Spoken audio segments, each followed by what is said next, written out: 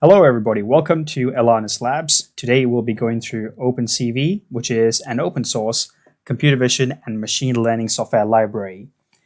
You can use this for any kind of computer vision task you could think of.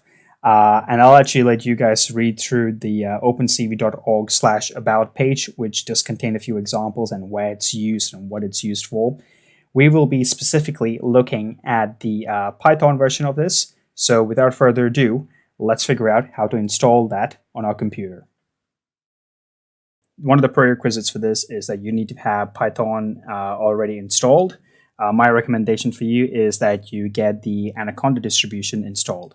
Once you've done that, switch on the Anaconda prompt, and then I'll tell you what, even before we actually install it, let's find out if it's already installed or not. And a quick way to do this is just type pip list, and this will give you an entire list of all the libraries installed in it.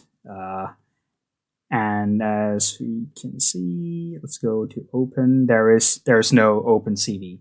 So what you can now do is actually install OpenCV. So if you type pip install opencv-python, it should download it and install the package automatically.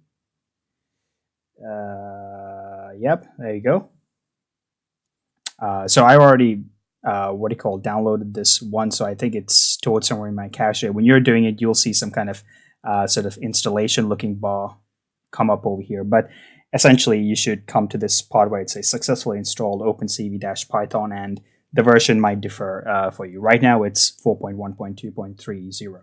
So now, let's see if it's properly installed. We're just going to do a really quick test. We're going to switch on Python, and we are actually going to import CV. So when we're importing OpenCV, you usually type import space CV2. And once I hit the enter button on this, if we don't get any error messages, we're going to take that as a good sign that it installed everything properly. So I'm going to hit the enter button.